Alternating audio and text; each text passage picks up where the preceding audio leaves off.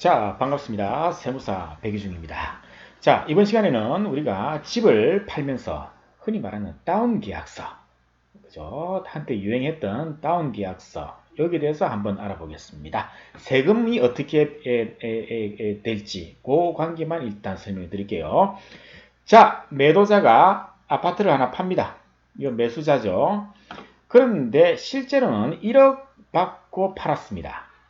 그런데 가만 생각해 보니까 이 사람이 그 1억 원 팔았다고 해가지고 양도소득세를 계산해 보니까 세금이 좀 많이 나옵니다. 그래서 이 사람이 어떻게 좀 세금을 줄여볼 수 없을까, 양도세를 좀 줄여볼 수 없을까 고민하던 찰나에 마침 이 사람은 이제 이 집을 살 때 다른 주택이 없는 사람입니다. 그래서 이 사람은 이제 이 주택을 만약 사게 되면은 1세대 1주택이 됩니다. 그래서 만약에 이 사람이 나중에 팔 때 1세대 1주택 비과세를 적용받을 수 있는 사람이라면은 이제 매도자가 매수자한테 이렇게 협상을 제안합니다. 자, 매수자 당신 나중에 이 집을 팔 때 2년 이상 보유하고 팔면은 이거 세금 안 나오니까 1억에 팔았지만은 계약서는 우리 5천만 원을 합시다. 그죠? 계약서 5천만 원을 하면은 당신은 매수자는 5천만 원의 매수를 하든 1억 원의 매수를 하든 어차피 당신은 나중에 팔 때 1세대 1주택이니까 세금을 한 푼도 안 낼 겁니다. 그렇기 때문에 내가 당신한테 추가로 한 1천만 원 더 드릴게요. 왜냐하면 이 사람은 1억 원 양도 금액으로 해서 신고했을 때 세금하고 5천만 원으로 팔았다 했을 때 세금이 당연히 이 5천만 원으로 했을 때가 세금이 더 줄어들겠죠. 그래서 그 줄어든 세금의 한 20, 30% 그걸 갖다가 이 사람한테 또 뒷구녕으로 또 줍니다. 그러면 매수자 입장에서는 그래, 내가 이 집을 앞으로 내가 죽을 때까지 가지고 있지는 않을 거고 한 3, 4년 있다가 팔 생각이니까 그래, 나는 한 1천만 원 정도 이 사람한테 받고 어차피 내가 팔 때는 1세대 1주택 비과세가 될 거니까 그래, 나도 지금 당장 뭐 돈이 좀 필요하고 그러죠. 그래서 매수자가 오케이 합니다. 그래서 다운 계약서 실제로는 1억짜리인데 5천만 원에 팔았다고 이렇게 다운 계약서를 작성하고 이 사람은 이제 5천만 원에 팔았다고 해서 양도소득세를 계산해서 세금을 적게 내겠죠. 그죠? 그런데 이게 만약에 국세청에서 나중에 이게 적발이 됐다. 그러면 이 사람은 어떻게 되는가 하면은 양도가 5천으로 신고한 요걸 양도 금액은 1억이다 라고 해가지고 다시 신고를 해야 됩니다. 그러면은 1억하고 5천만 원이니까 당연히 세금을 더 내야 되겠죠? 그죠? 그렇다면은 이제 가산세를 또 내야 됩니다. 가산세는 과소신고 가산세 적게 낸 세금의 40%를 일단 때리고 그 다음에 적게 낸 세금의 하루이자 만분의 2.5 만분의 2.5를 계산해 가지고 거기다 날짜 그래서 세금 안 낸 세금을 적게 낸 그 날짜를 계산해서 납부 불성실 가산세가 있습니다. 요 두 가지 더블 펀치를 두들겨 맞습니다. 그래서 매도자는 이렇게 두들겨 맞는 거고 그런데 세월이 지났습니다. 매수자가 시간이 많이 지났습니다. 이 사람이 이제 자기는 이제 이 3년 뒤에 그죠 주택을 팝니다. 이 사람은 2년 이상 보유했기 때문에 1세대 1주택 비과세로서 세금을 한 푼도 안 낸다 하고 신고를 했습니다. 그죠? 그런데 이게 나중에 적발이 된 겁니다. 들통이 났습니다. 그럼 이 사람은 1세대 1주택 비과세 적용 안 합니다. 국세청에서 적용을 안 해줍니다. 대신에 어떻게 되는가 하면은 뭘 두들겨 맞는가 하면은 자 1억과 5천만 원 차익이 얼마입니까? 5천만 원 그거 하고 만약에 1세대 1주택 비과세가 아니라고 보고 비과세를 적용 안 했을 때 계산한 세금을 만약에 7천만 원이라고 가정합시다. 그러면 이 7천만 원하고 5천만 원 둘 중 미니멈 작은 금액을 이 사람은 내야 됩니다. 그죠? 이 사람 내야 됩니다.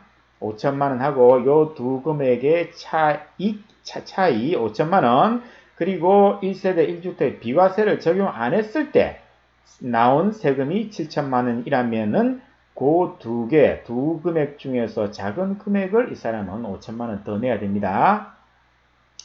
당연히 그런데 5천만 원, 만약 5천만 원을 더 낸다면은 과소신고 가산세, 납부불손시 가산세 당연히 두들겨 맞겠죠. 그래서 이렇게 더블 펀치, 뭡니까? 원 펀치, 투 펀치, 쓰리 펀치를 이 사람은 두들겨 맞겠네요. 만약에 그런데 말이죠. 이 사람이 나중에 3년 뒤에 집을 파는데 1세대 1주택이 아니다. 내가 처음에는 내가 3년쯤 뒤에 요 한 채를 내가 팔려고 했는데 어떻게 하다 보니까 집이 두 채, 세 채가 돼버렸네?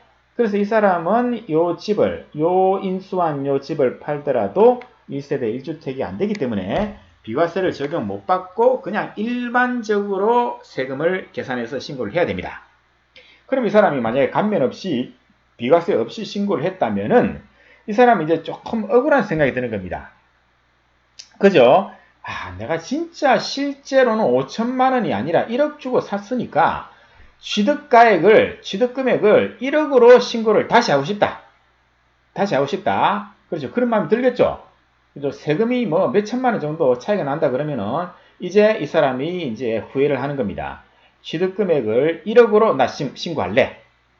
그죠? 그렇게 됐을 때는 당연히 이 사람은 1억으로 신고를 할 수 있습니다. 내가 통장으로 입금한 금액이 1억이고 뭐 여러 가지 정황으로 봤을 때 이 사람이 이제 증명을 해야죠. 입증을 해야 됩니다. 세무서 들어가가지고 내가 통장 송금한 이체 내역서 보여주고 그 다음에 여러 가지 또 이 사람으로 또 프리미엄 받은 거 뭐 그런 거라든가 여러 가지 이 자료를 갖다가 제시하면은 이 사람은 취득금액을 1억, 취득금액이라는 것은 양도금액에서 취득금액을 뺀 그 금액에 대해서 세금을 내니까 취득금액이 5천만 원보다는 취득금액이 1억이 되는 게 훨씬 세금이 줄어들겠죠. 그래서 이 사람은 신고를 하고 빠집니다. 배신을 때린 거죠. 다운계약서 해놓고 배신 때렸습니다. 그러면은 이제 이 여파가 어디로 갑니까? 얘한테로 넘어갑니다. 3년 전에 신고했을 때는 얘는 양도가 5천원을 신고했잖아요. 그런데 세무서에서 연락이 갑니다. 야 임마 매도자 너 매수자가 이런 증거를 가져왔네. 그래서 매수자가 보니까 1억 원 주고 집 산 거 맞네. 그럼 너 양도금액을 1억으로 신고했었어야지. 안 했네? 야 1억 양도금액 1억으로 신고 다시 넣어라 하면서 과소신고 가산세 40% 납부불성실 가산세 또 두들겨 맞습니다. 그죠? 이런 식으로 다운 계약서를 해가지고 아무 일 없이 넘어가면은 뭐 최선의 선택이겠죠.